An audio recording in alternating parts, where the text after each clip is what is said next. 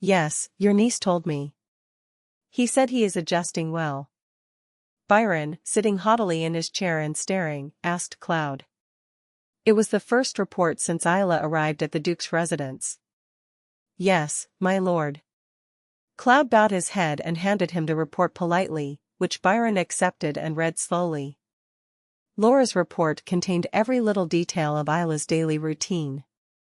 From the stories of how many dresses Ophelia had ordered from the designer, to the trivialities of enjoying tea with Roderick and chatting about what their lives had been like until then. Although there was a lot of information that he didn't really want to know, based on this report, it was evident that Isla was adjusting to his presence quite well, without even knowing that they were her biological parents. How unexpected. I didn't expect that woman to have such a facility for improvisation. He believed that she was a shy girl and was suspicious of the Dukes, so she was not very approachable, but when Laura said that she was acting quite convincingly to gain the trust of the Dukes, it seemed that this was not the case. Well, how many years have you been trying so hard to make me not hate you? If you can't even do that, then you can't learn. Byron raised the corners of his mouth with satisfaction. It was a satisfaction that came from thinking that all the years he had spent using Isla as a tool of revenge had not been in vain. It was a little unpleasant to think of Roderick jumping for joy upon finding his biological daughter, but thinking about the future, that level of discomfort was bearable. The greater the joy he feels now, the greater the frustration he will feel when his daughter murders him. It was as if the brighter the light, the darker the shadow. Tell him to concentrate on winning the couple's favor for now. He wanted to kill Roderick and his son as soon as possible, but it was clear that if he rushed, he would make a mistake. Roderick and Ophelia would look at Isla fondly no matter what she did, for she was their own daughter, but wouldn't it be problematic if he, driven by his own ambition, made a mistake and people suspected he was behind it? Yes, my lord. Byron waved his hand, as if to tell her to leave now that he was done. But Cloud remained standing, as if he still had something to report. That? Do you have anything else to say? That is to say, Isidore Hayling plans to visit the Duke's residence. Isidore Hayling? Who was it? Byron pondered Cloud's response. I had heard the name somewhere, but couldn't immediately remember who it was. Judging from the fact that he used the surname Hayling, he must be of Ophelia's lineage, but since he didn't usually pay much attention to people other than Ophelia, he didn't remember it well. Isidore. Ah, you mean Ophelia's brother. Byron, who had been murmuring the name for a long time, finally nodded as if he remembered who Isidore was. Yes, it's true. They said he was visiting his nephews with his family. I see. Byron murmured with a slightly dissatisfied look on his face. Although it was unclear exactly why Isidore opposed Ophelia and Roderick's marriage, Byron had a slight liking for Isidore, who, for once, shared his views. Ophelia was his woman, no matter what anyone said, and she was destined to become the Empress of the Empire. Only Ophelia could be at his side as he ascended the throne. Isidore was probably dissatisfied with the idea of such an important sister becoming the wife of a mere duke, Byron supposed. Byron was somewhat disappointed when Isidore, who had been like this, reconciled with Ophelia a few years ago and visited the Empire with his family. I thought he was a perceptive man, but it was very unpleasant to see him belatedly accepting Roderick as Ophelia's fiancé. For Byron, who had been forging a close one-sided relationship with Isidore, seeing him as a future brother-in-law, this news was a ray of light. Anyway, it didn't seem like anything special that an uncle came to see his nephews. If that uncle could be protected, it would be different, but since he seemed like a lazy squanderer who wasted the family's wealth, it didn't seem necessary to examine him closely. Is there anything else you want to say? If not, let's say goodbye. I'm a little tired.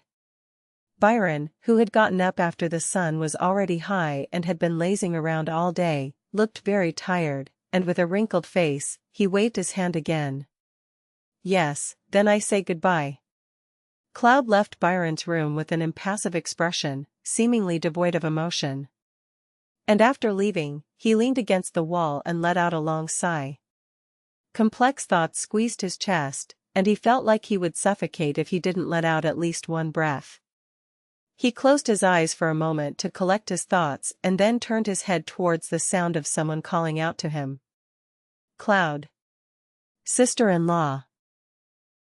It was Capella, staring at him with her piercing red eyes. What are you thinking that makes you sigh like that? It's no big deal. Cloud shook his head, but she didn't look away from her suspicious gaze. Capella was still looking at his younger brother, his face scrunched up as if something wasn't right. You're not thinking about nonsense, are you? Just think about your family. Don't worry about anything else. Capella had always disliked Cloud's gentleness with his enemy's daughter. He hoped things would get better now that he had lost sight of her, but no. He walked around with a frown on his face, as if something terrible had happened, and it was a really unpleasant sight. But Cloud didn't respond. Cloud. Capella called his younger brother again. Yes, sister-in-law. Only after getting his answer did Capella stop glaring at Cloud and continue forward. Left alone, he gave a breathy chuckle. Just think about your family. Don't worry about anything else. These were the words Capella had always kept in mind since his brother's death. I'm very tired. He sighed again, running his hand through his ashen hair. Said. Laura finished her speech with a stern expression. He had passed on Byron's instructions to Isla, for now, concentrate on winning the favor of the Duke and Duchess. Yes, I understand. Isla nodded with a blank look. She checked several times to make sure no one was around and wondered if it was something important, but it turned out to be nothing special, so she was completely taken aback. From the beginning, Roderick and Ophelia had loved Isla effortlessly. To the point that she felt shame. It seemed that they were gratified to see her smile, or that they were eager to do something more for her. Why do you respond with so much indifference? You haven't heard from the master in a while. Are you not happy? When Isla seemed completely indifferent, Laura asked in a sharp voice. No, it's not that. He bit his lip, his expression uncomfortable. She had been trying to control her expression, but it seemed like the thought of returning to her parents had subconsciously disappointed her. I want to avenge my father quickly, but I feel like I can't help, so that's why. Only when Isla came up with a plausible excuse did Laura's fierce gaze soften. There is no need to rush. Simply follow the master's instructions. Yes. At Laura's words, Isla nodded indifferently. How long would I have to continue watching Laura's every move? He felt like he was suffocating. It was then. There was a knock at the door. Laura came over and opened it, and Lester, the butler, was standing there. The butler greeted Isla with a polite greeting straight out of a textbook, then explained that he was looking for Laura. What's wrong, butler? When Laura heard that the butler was coming to see her, she tilted her head and asked, not knowing what was happening. The lady is looking for you, Laura. The lady, me? Since her master was looking for her, Laura couldn't refuse as a simple servant, so she looked at Isla and left the room. Leaving her alone worried him a little, but what could he do? His Excellency will come, my lady. And Lester, who had confirmed that Laura was leaving the room, murmured so quietly that only Isla could hear. Is my father coming? As the butler disappeared, leaving only vague words, Isla remembered his words with a bewildered expression. At first he didn't understand it, but soon he understood what it meant. She took Laura aside, separated her from Isla, and asked the butler to speak to her privately, so she assumed she had something to share in secret. If so, it would not have entered through a path visible to everyone.